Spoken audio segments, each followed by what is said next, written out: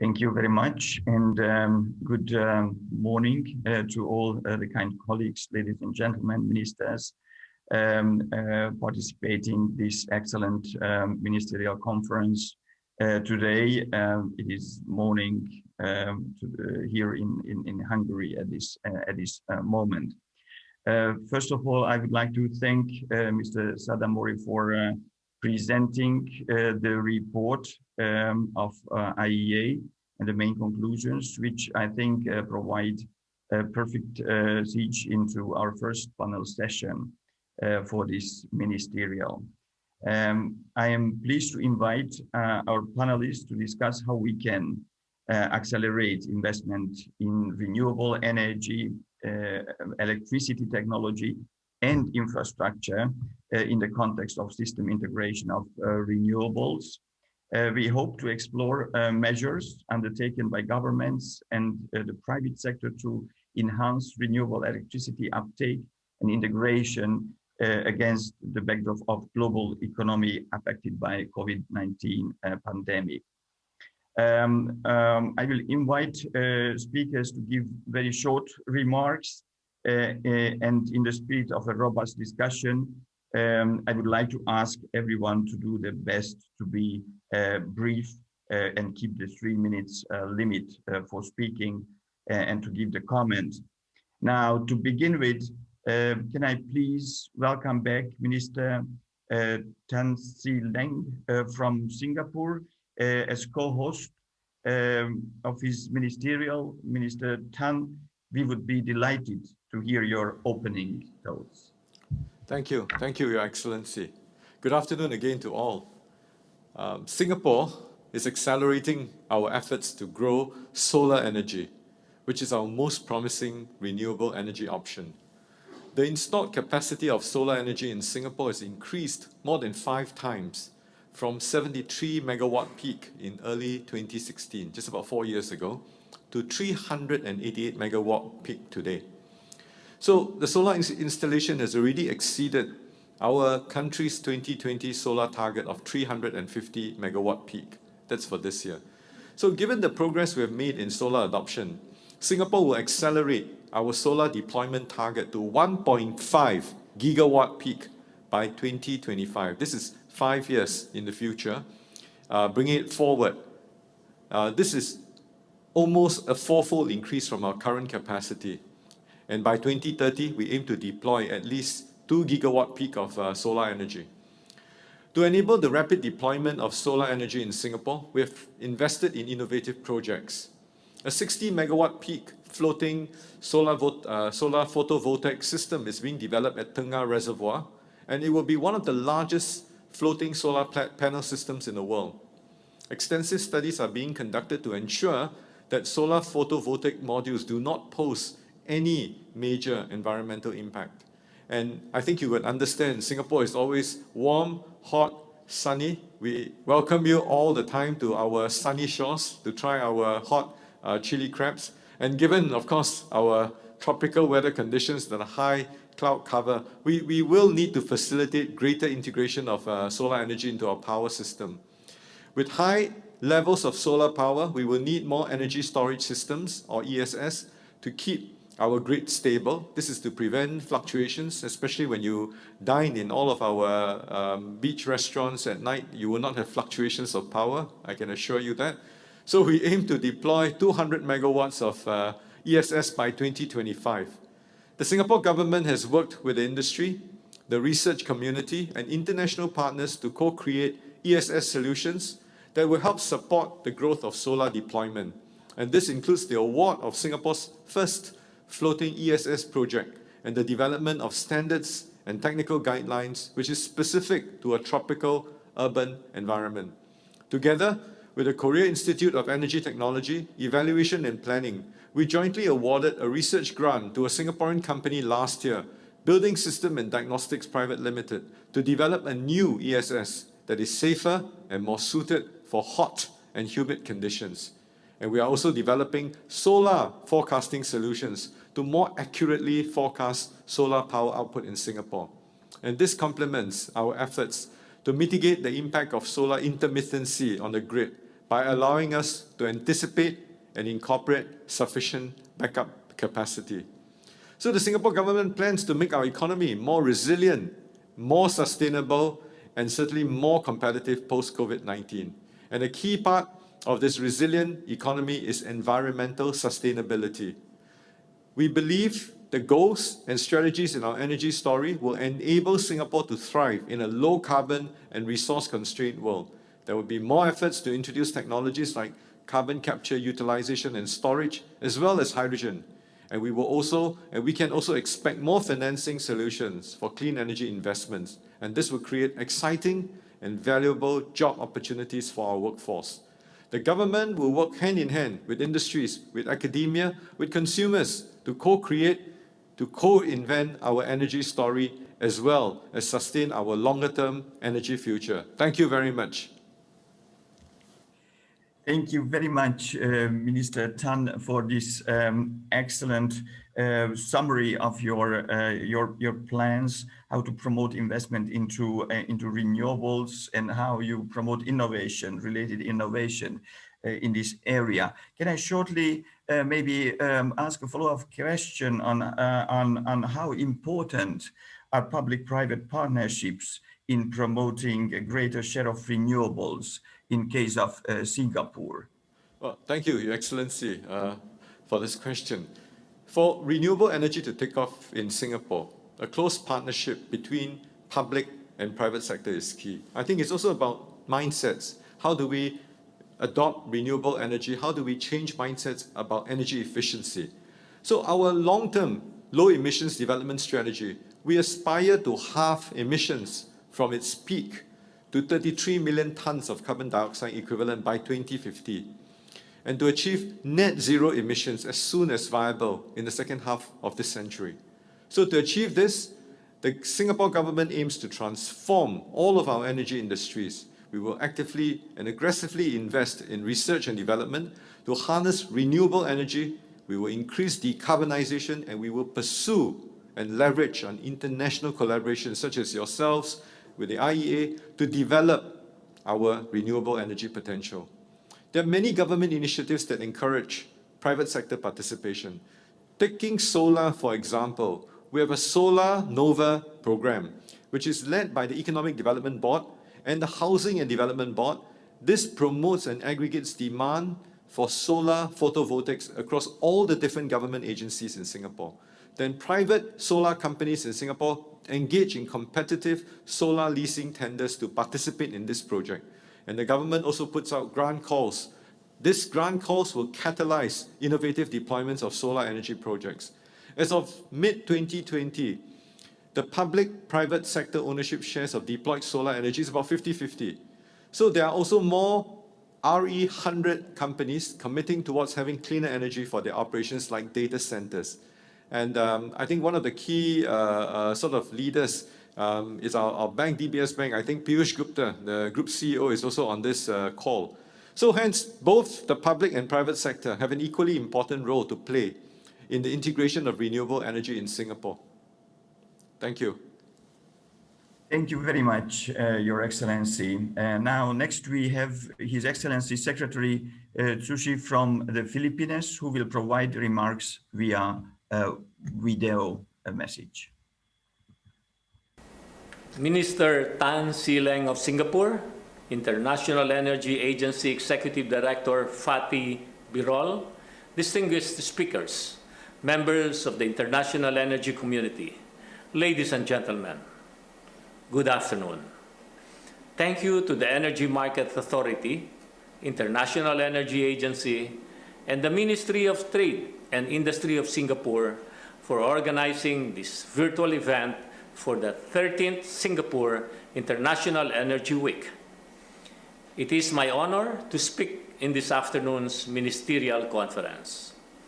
As we explore the theme, investment, integration, and resilience, a secure, clean energy future, it is my pleasure to share with you today various Philippine initiatives on the promotion and adoption of cost-competitive and sustainable renewable energy technologies, increasing investment on low-carbon sources, is strengthening reliable and resilient energy infrastructure and our key takeaways on energy resiliency amidst the COVID-19 pandemic.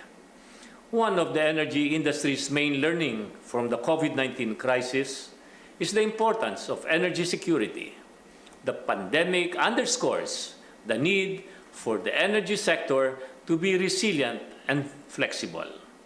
The pandemic had also revealed the vulnerability of energy systems that they could be interrupted. This is why the Philippine government is looking at developing all possible energy sources, not just RE, to help the country become energy secure. We are indeed working to overcome the challenges brought about by COVID-19. However, the pandemic has also presented us with the opportunity to review and align our respective energy policies. For a developing country like the Philippines, I cannot overemphasize the need for integrating all sources of energy into our power mix. Our country is hungry for power, and we must act immediately to bridge the gap in our supply shortage. While we have initially embraced a technology-neutral policy, our periodic assessment of our country's energy requirements is paving the way for innovative adaptations in our policy directions. Among these are the opening of our geothermal and hydro sectors to greater foreign investment to further brighten the prospects of our RE landscape. Just last Tuesday, October 20, I signed a department circular providing the guidelines for our third open and competitive selection process, or OXP3, in the awarding of RE service contracts. From an investment perspective, OXP3 allows for 100% foreign ownership in large-scale geothermal exploration, development, and utilization projects.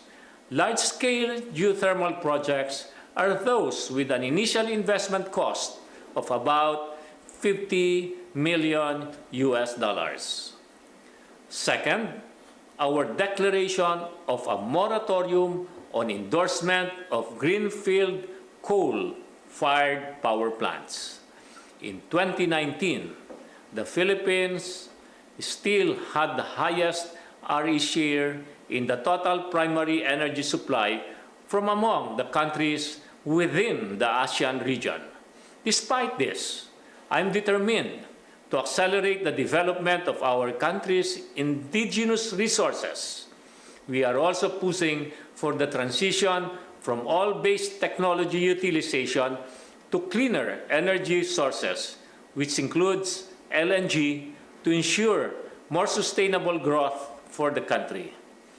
As the Philippine Department of Energy reevaluates the appropriateness of our current energy mix vis-a-vis our energy goals, I am optimistic that this would lead to more opportunities for RE to figure prominently in our country's energy future.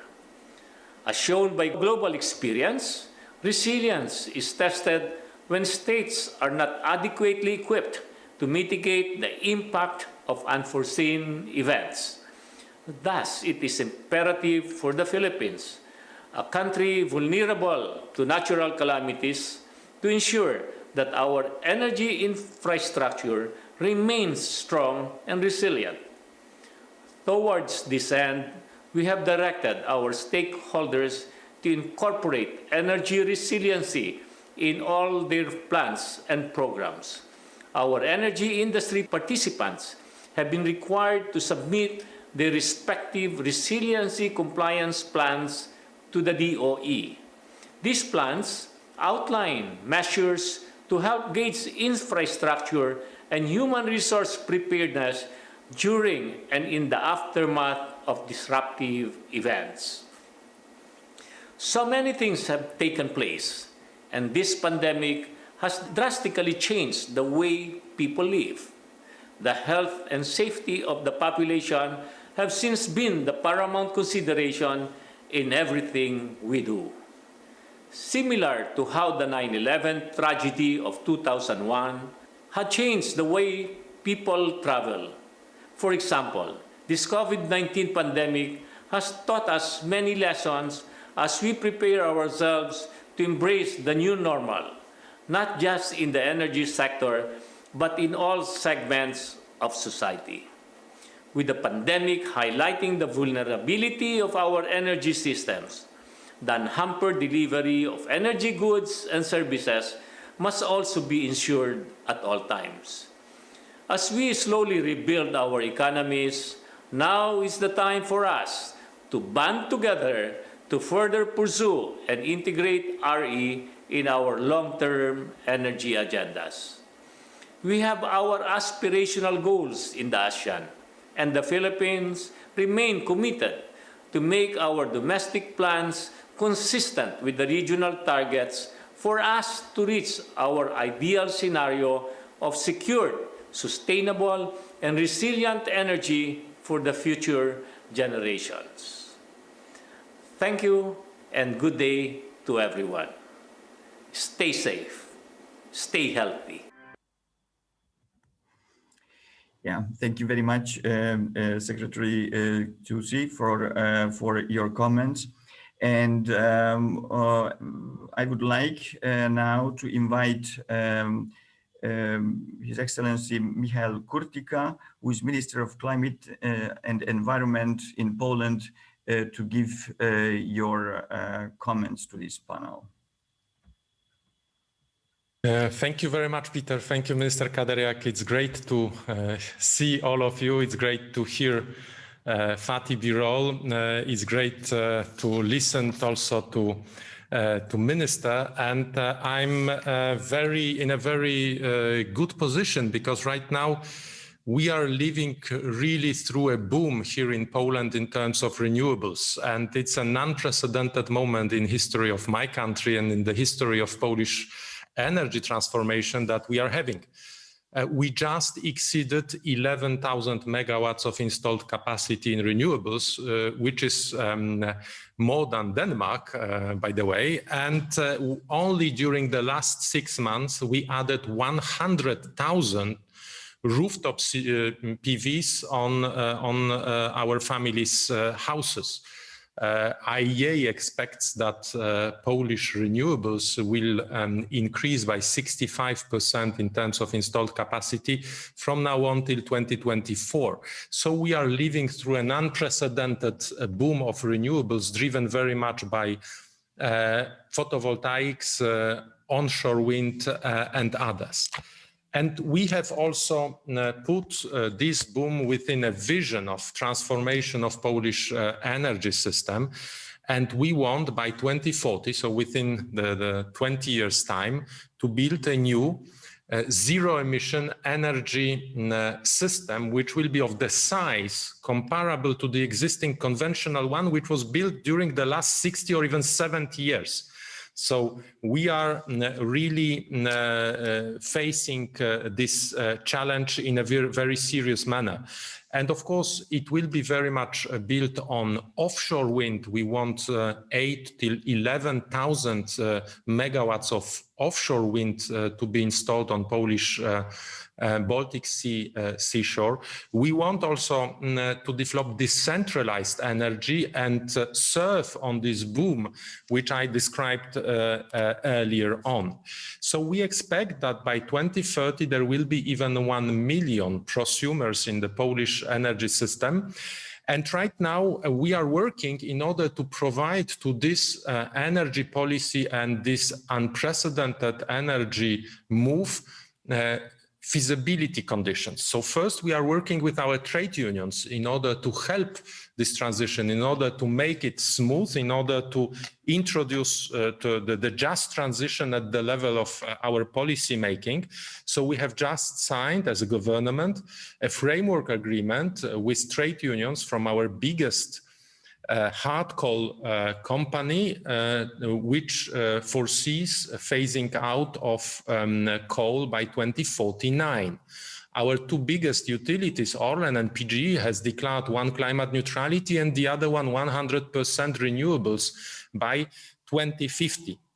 And of course, all this is going, is booming, is moving. But let me just, Peter, underline three challenges that we see here in Poland. And these challenges are under, if I may say, 3H strategy. 3H strategy is hydro, hydrogen, and heat. Because if we want to tackle intermittency of renewables, if we want to make sure that we will be having the adequate buffer for our electricity when it will be produced by renewables, when the sun will be shining, the wind will be blowing, and the demand of the system will not be sufficient, then we need somehow to store this electricity. And electricity can be stored either, as it was shown in a very good presentation by Director Sagamori, through in lithium-ion batteries, but it can be stored in very many different forms of energy. And so we see, for example, a great role of hydro energy, and especially pump and storage power plants. We see a great role of hydrogen. So this is why we are working on our hydrogen strategy.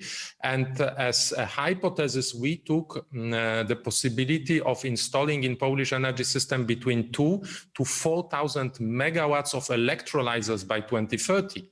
And last but not least, heat. In our climate conditions, production of heat is extremely important. And we have here in Poland more than 500 centralized heat systems. And it's interesting to notice that it is much cheaper to store energy not as electricity, but as heat or cold. So we will be using our heat systems in order to store energy and make sure that our heat system can work in complementarity to the electricity system. So Peter, many challenges, but also very good opportunities for new industrial developments, for new well-paid jobs. And I think that if we tackle this rightly, we can build many new competitive industries and help clean our planet and make sure that at the end current is flowing and electricity security is unchallenged. Thank you very much. Thank you very much, Michal, for your excellent summary of the exciting times and developments in Poland. So we are, of course, look very closely how you move ahead with all these programs and projects. Could I just have a very short follow-up question? It was already mentioned in the introduction by Director Birol that the grid is also a challenge now when we move towards large-scale intermittent renewables. And you mentioned you have quite ambitious plans to bring offshore wind to the Polish onshore system up to 11 gigawatts by 2030, as you mentioned. So do you have any maybe comment on how you plan to bring the grid into a situation to help this?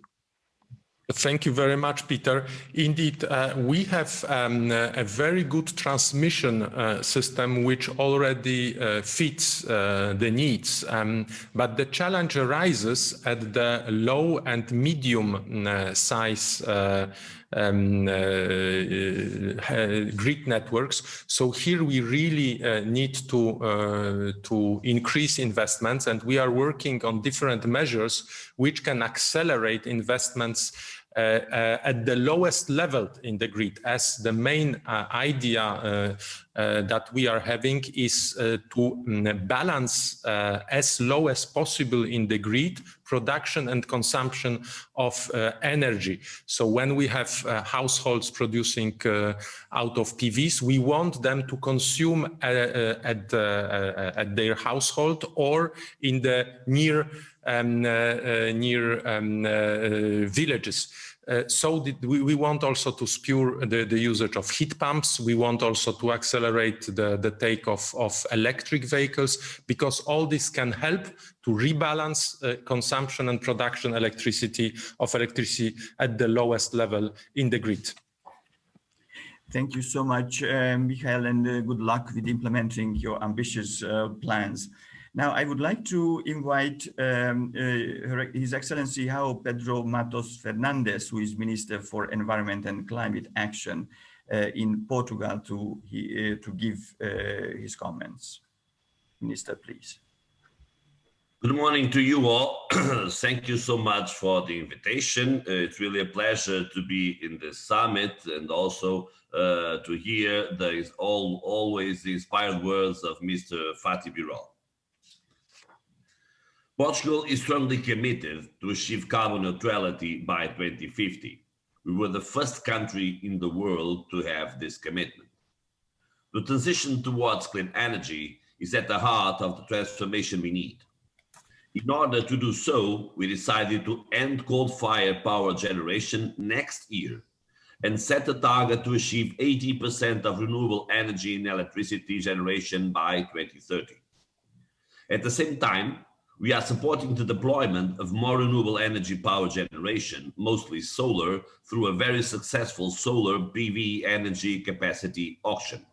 We bet for 2 times the world record on price. This year, 11.26 euros per megawatt hour. The COVID-19 pandemic brought us additional reason to accelerate this transition and to pursue with renewed ambition our energy and climate goals. Energy systems are at the core of any recovery strategy.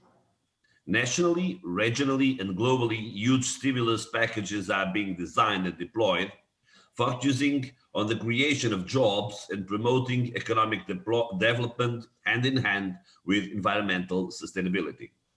There is no magic formula to achieve this, but we know that we need to innovate and to accelerate investments in new and low carbon technologies, as well as on energy storage and infrastructures.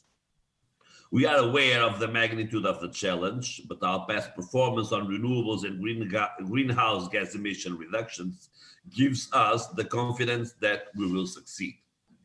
We have reduced the greenhouse gas emissions by 26% since 2005 in Portugal, and in 2019, the share of renewables in electricity generation reached 57%. We are therefore fully convinced that supporting the deployment of renewable energy to face climate and energy challenges is amongst the most cost-effective measures.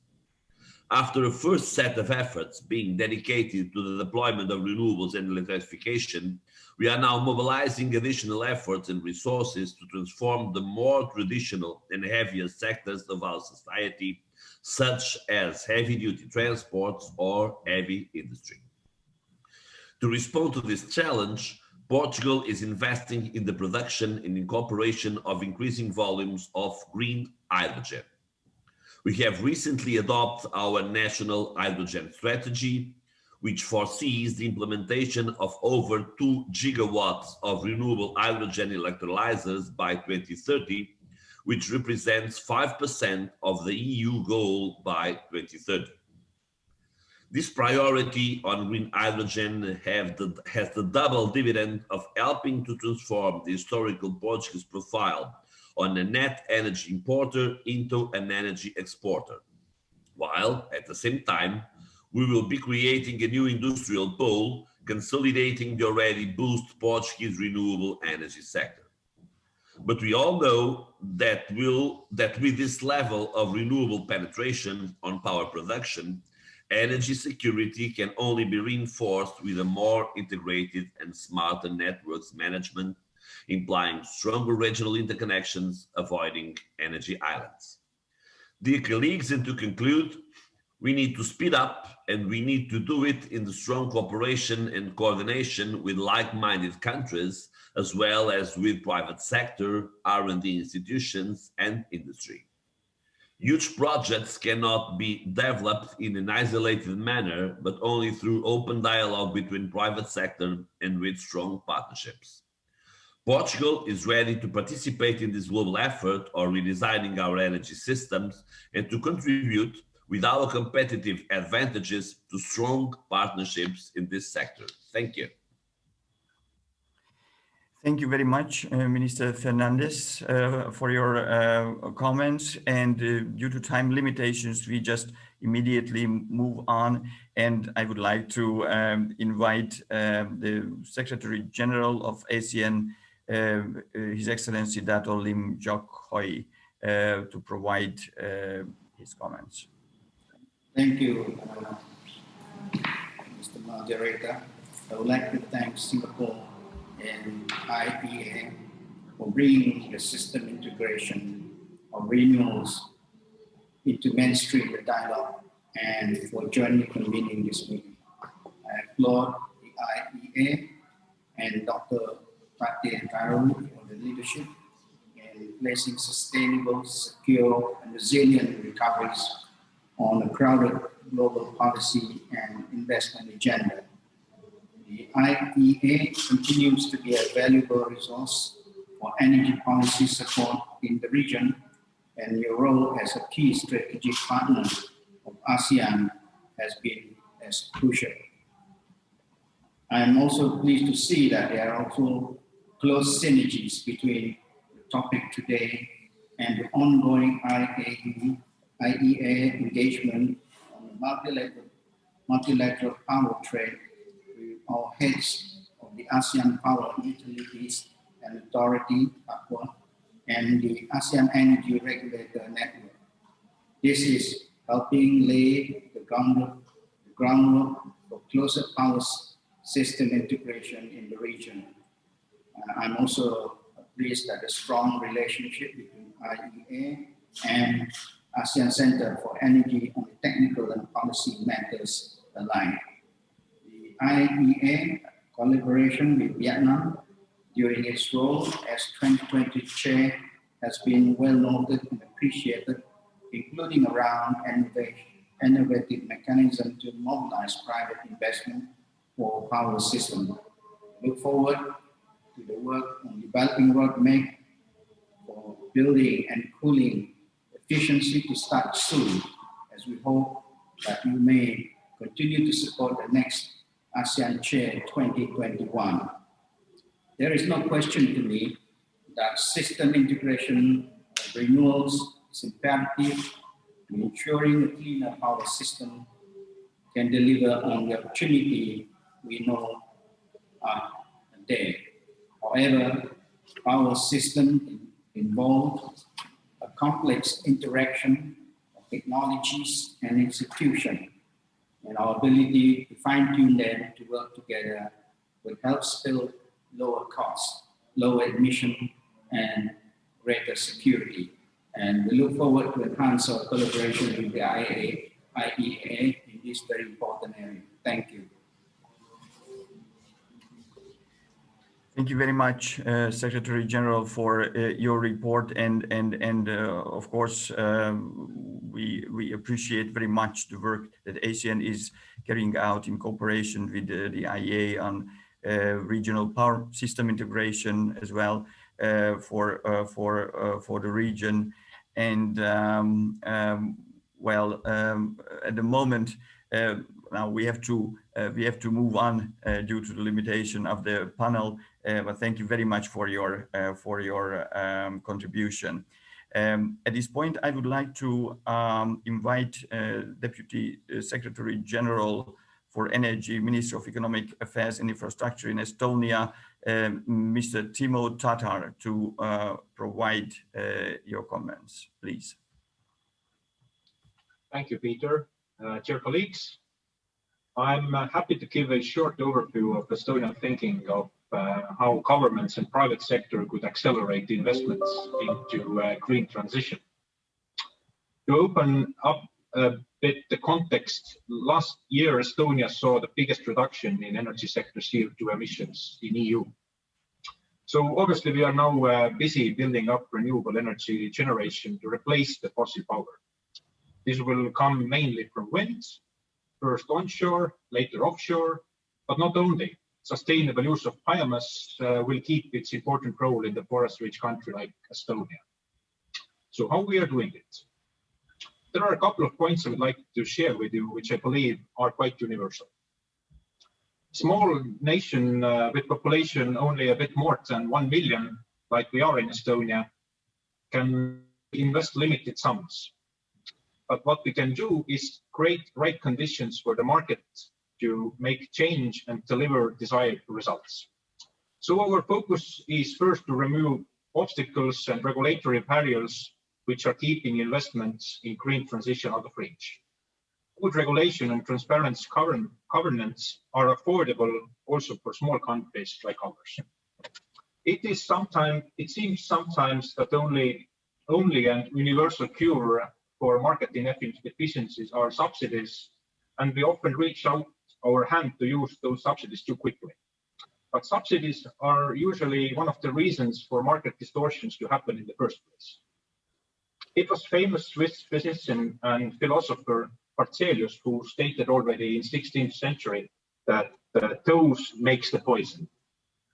Surprisingly, the same paradox applies for the subsidies in 21st century. So what I'm trying to say is that to overcome market failure, we must first apply better regulation, and only if market failure remains, we should use the stronger painkillers and antibiotics like subsidies. And we must use those in limited amounts and with a clear exit strategy. Secondly, we shouldn't speak only about smart investments in the energy sector, but rather how to transform the whole economy and support the green transition in different sectors. By doing that, it is possible to use the challenges in one sector as a solution in another, eventually transforming more than one sector simultaneously. Just to give you an example from Estonia, we are offsetting a considerable share of our transport carbon footprint by using biomethane from pulp and paper and agriculture sectors. Such cross-border win-win solutions, if possible to identify, would make a lot of difference and create new innovative business cases for industries, even at the time of volatile oil prices. Thirdly, never underestimate digital. As you might be aware, we in Estonia are keen believers of digital services and society. Of course, we are voting online, doing our taxes like that. The e-government have helped to transform our society to a state-of-the-art digital society, which has proven especially useful during this medical crisis. So it is only logical that when it comes to transforming our energy sector to climate neutral, the way will be paved with digital solutions, be it demand response or data management, cybersecurity solutions, or artificial intelligence. The last point I want to make. If the challenge is too big to tackle by your own, cooperate with friends and neighbors. The best example for such approach is what we are planning to do in the Baltic Sea.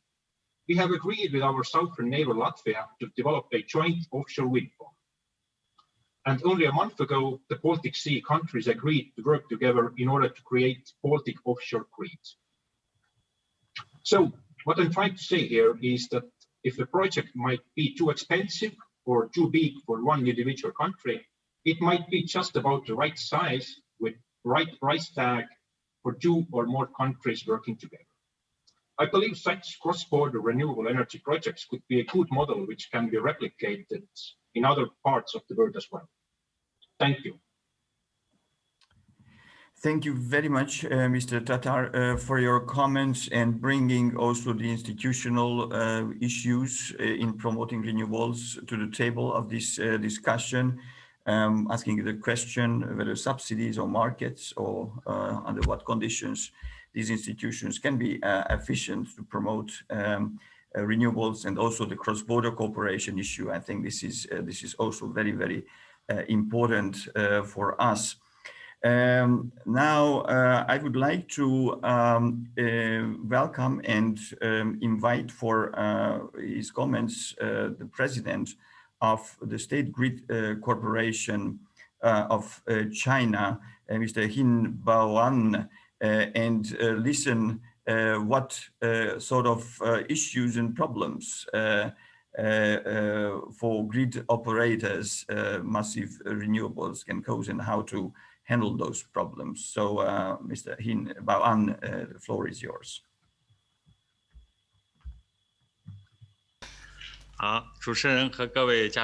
Dear Chairman and fellow guests, I'm very glad to have this opportunity to attend this meeting, and I've heard many good views from fellow panelists, and here I would like to exchange some views with you. First of all, in this post-pandemic era, how can the government continue to promote renewable energy consumption in the low oil price environment, and to vigorously develop renewable energy and promoting clean and low carbon transformation of the energy are the fundamental strategies to solve the climate change crisis and to realize the sustainable development of human society. No matter how oil price changes, the determination of the decarbonization cannot be shaken, and the energy transformation must not go back. And because of this, President Xi Jinping announced that in the 75th UN General Assembly that China will strive to reach the peak of carbon dioxide emissions by 2030 and achieve carbon neutralization by 2060. In the post-pandemic era, governments should take the development of renewable energy as an important measure to stimulate economic recovery. On one hand, we should take necessary incentive measures to enhance the competitiveness of renewable energy, and on the other hand, we should strengthen the policy constraints of the energy conservation and emission reduction to increase emission cost. Secondly, what kind of infrastructure and technology investment is needed to accelerate and promote renewable energy integration? To promote the integration of renewable energy consumption, we must have good infrastructure and technical support. We should focus on increasing investment in the following areas. First, strengthen investment in power grid construction, improve the level of interconnection and intelligence of power grid and absorbing energy, renewable energy in large range. And second is to improve on the to enhance on the investment on R&D and on key technologies.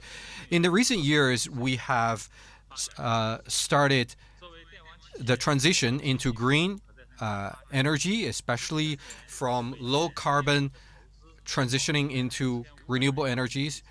As a power grid company, we have actively promoted the renewable power generation in the past 3 years, and we have invested more than 45 billion RMB in every year and built 24 ultra high voltage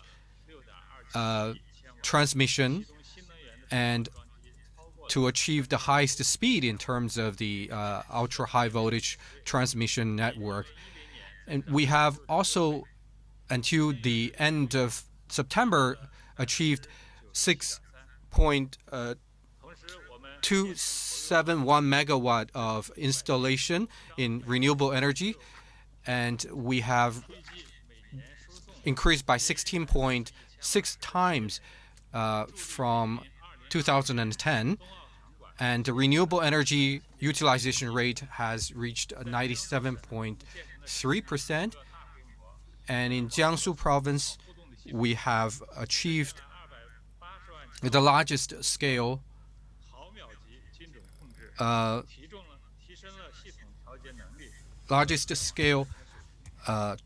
transformation network. And thirdly, how can we collaborate together to effectively promote renewable energy? and collaboration consumption. First, we would like to develop the market with more efforts and to increase the strength in investment, to broaden the renewable energy and infrastructure construction investment access, and to promote the convenience of investment. Secondly, to promote the energy infrastructure interconnection. And thirdly, to strengthen the technology exchange and communication and collaboration. The state grid of China has currently invested in more than 9 countries and regions, national grid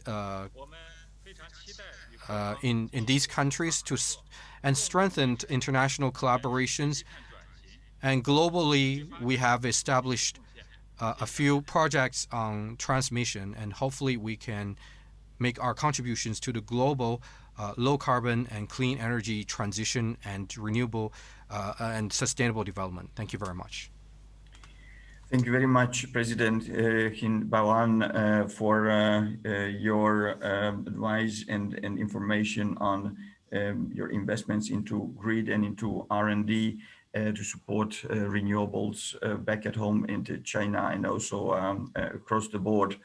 Now we should move on, and I would like to ask the follow-up panelists, please keep very strictly your time, or maybe cut your time due to the delay we have on this panel.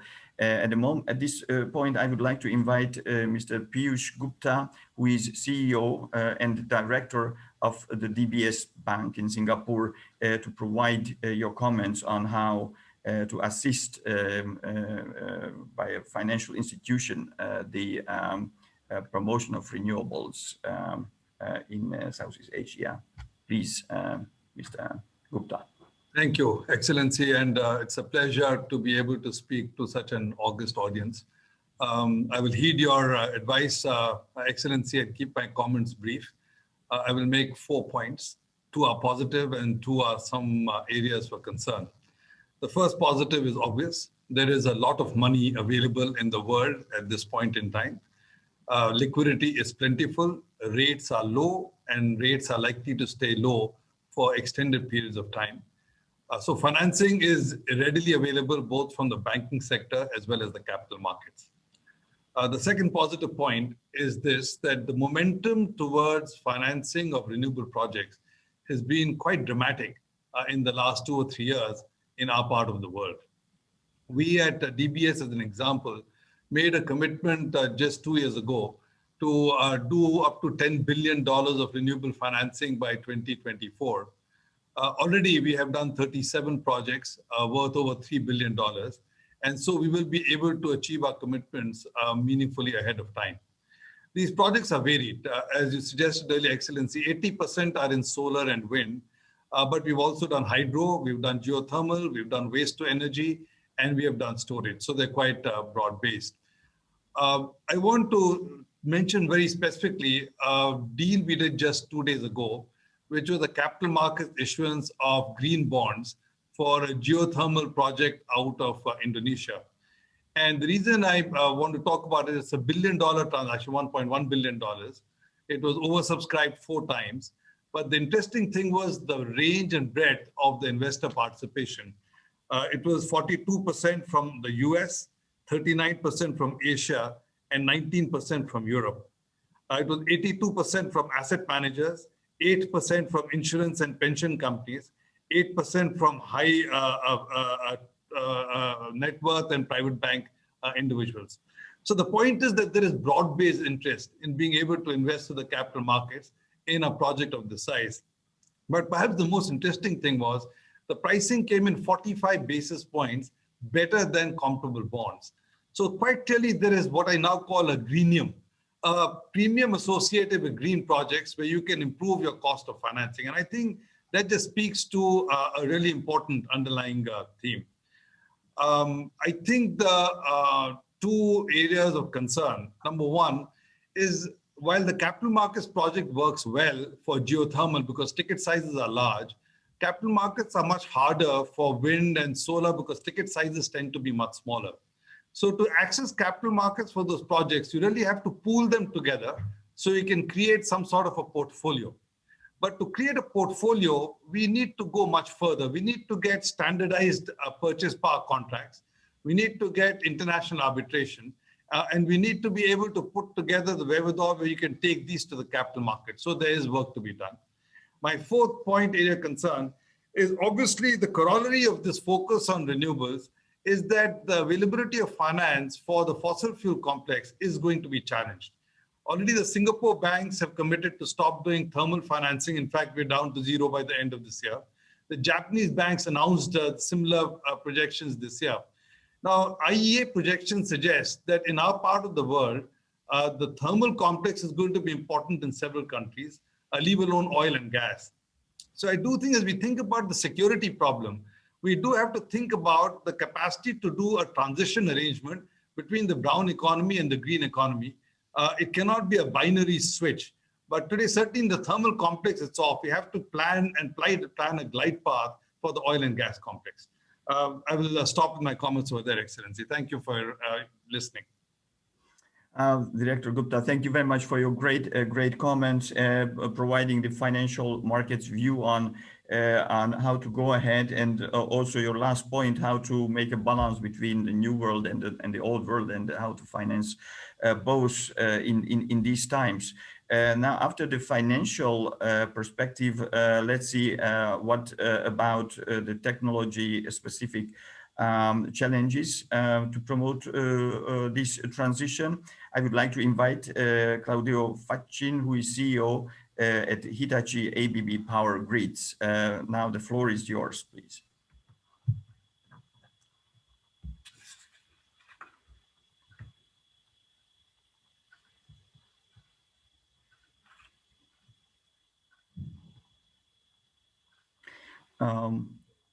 Well, do we have Mr. Claudio Faccin with us? Yep. Yes. Sorry about that. So thank you for all, and I'll go straight to the point to gain some time. I've heard electrification. It's clearly at the center of the clean energy transition. Dr. Fatih Birol highlighted that. The recent IEA award, Energy Outlook 2020, makes this very clear. Also, as Fatih Birol mentioned, I think we can all be proud that our electricity network have been dependable during the COVID pandemic. And unfortunately, we can't say that this is yet behind us, but I think it's a very good time that we gather together to deal with the next steps. The first focus for all of us clearly is to put people first, keeping in mind the short-term needs of health, safety, of jobs, but also the longer-term aspects of societal and environmental values. The second is to take this opportunity that we have in front of us to ensure and accelerate the sustainable energy development. And in order to do so, we need to act with a clear sense of purpose and urgency. Three key focus areas highlighted also by the World Energy Outlook: energy efficiency, renewables, and grids. The importance of energy efficiency and renewable adoption is undisputed, so let me take a bit more focus on the grids. And you have heard already Fatih Birol highlighting that grid is a critical part of this power value chain, and it does require higher attention in terms of both investments as well as policies. We need to build capacity, we need to build flexibility to integrate increasing amounts of intermittent renewables and distributed energy, as well as new supply and demand complexity, without obviously compromising on reliability, resiliency, and efficiency. Deploying digitalization across the power value chain will play a key role. But of course, we need to include security, both in terms of physical as well as cyber. three key enablers that I would like to highlight. Number one, focused investments. Governments have an important role to play, not just in terms of providing the necessary resources, but also promoting the right policies and creating conducive regulatory environment. This can be done through instruments like tax credits, enhanced feed-in tariffs, or by rewarding promoters and supporting projects that accelerate the sustainable energy transition. Second, leveraging technologies, whether it's on the bulk integration, whether it's at the grid edge, whether it's storage, whether it's digital across the value chain. And finally, collaboration will be a key success factor to have cross-stakeholder, whether it's regulation, utilities, technology providers, and also consumers across geographies and across sectors. In conclusion, we must be able to adapt and adopt policies and regulations that enable the deployment of technology and facilitate new business models to support a secure, sustainable, and scalable energy infrastructure such as the power grids. Thank you. Thank you so much, Mr. Fachin, for your perspective and points how also governments should promote all this process. Now we have two more comments for this panel from developers. And first, I would like to invite Dato Sharbini Shuhaili, who is Group CEO of Sarawak Energy. The floor is yours, Mr. CEO. Thank you. Excellencies, distinguished speakers, ladies and gentlemen.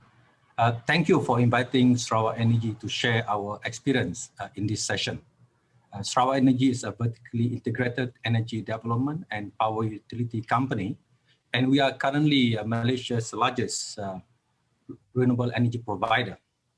I believe that for governments to continue promoting the uptake of renewable energy under the current challenging environment, it is essential to have a clear vision and set of targets that everyone can work towards, and ensuring that there is room for all parties and stakeholders to be part of that discussion. Effective collaboration is necessary, bringing the public and private sectors, communities, the media, and civil society. There's a lot that can be learned from Sarawak's experience in terms of our renewable energy development strategy to achieve socio-economic prosperity for the state. The Sarawak state government takes a holistic long-term view in addressing energy security, climate change, and a sustainable future. It launched the Sarawak Corridor of Renewable Energy in 2008 to achieve high income status by 2030 by harnessing Sarawak's rich hydropower resources to attract investment from energy-intensive industries through low carbon and regionally competitive electricity tariffs. Over the last 10 years, our generation mix changed from 92% hydrocarbons in 2010 to over 70% renewable hydropower today, reducing our grid carbon footprint by close to 77%. So that's within a period of 10 years. We also diversifying into other renewables such as solar, and we are investing in Sarawak's first large-scale floating solar plant on our hydro lake as we speak. And we provide the off-grid communities with renewables and renewable power through solar hybrids as well as mini or micro hydro. Sarawak Energy has as well been entrusted by the Sarawak government to lead a feasibility study on application of hydrogen and fuel cell research, and subsequently establishing the first integrated hydrogen production plant and refueling station in Southeast Asia, through which we are researching into hydrogen's potential for a green transportation system, as well as energy storage in Sarawak, and to harness the abundant renewable hydropower to produce green hydrogen and become a significant player in the global hydrogen chain. The year 2020 and the current crisis provides a new set of challenges as well as opportunities. The Sarawak Economic Action Council was formed this year by our Chief Minister to develop strategies, policies, and roadmap to accelerate Sarawak economic growth despite the current challenges. 14 sectors have been identified, Under the renewable energy sector, which I lead, we aim to reduce CO2 emissions by 600,000 tons per annum via electrification of transportation sector in Sarawak by 2030, and put in place more collaborative multi-sector efforts to further progress the green agenda in the state and the region. So as you can see, Sarawak is ahead of the curve. We have a strategy, a blueprint, identified players and potential markets, and are growing our understanding on what we need to do.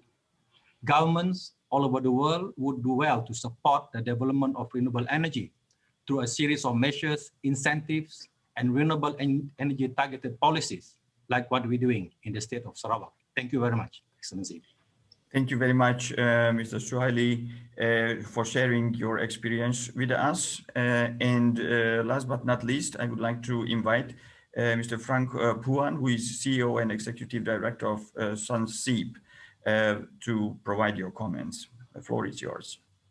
Thank you, Excellency. I'm representing SIEW. We are active solar developer and clean energy provider in 12 markets across Asia. So I want to share our perspective from a solar developer, from a private enterprise approach in an urban environment like Singapore. So as you know, Singapore has a very limited land. So we completed roughly about 200 megawatts out of that 350 megawatts in Singapore so far, of which actually this is done across thousands of buildings, right? Because we have very little land available. In fact, our latest endeavor, we actually signed a deal with the likes of Facebook to provide clean energy for them, over 100 megawatts watt peak. This is across 1,200 buildings. So we have very limited area, and that forced us to look into areas, alternate areas, also like the coastal waters as well as reservoirs. On the reservoir, on the floating PV side, all right, we have completed also a 5 megawatt floating PV in the coastal waters. This is in the sea environment, therefore is very different from a freshwater environment. We hope that this project will really give us insight into more coastal PV development, all right, and we can deploy this technology across Asia. All this solar development will lead to jobs, right? And this is particularly important in this post-COVID pandemic area, where you have seen a lot of unemployment issues as well as a result of the pandemic. I think we did some math, right? Each 100 megawatts that we install in Singapore is equivalent to creating 150 jobs, all right? So I think the acceleration that's announced by our minister yesterday, which is to bring forth the 1.5 gigawatt peak in Singapore by 2025, this will create thousands of jobs in Singapore alone.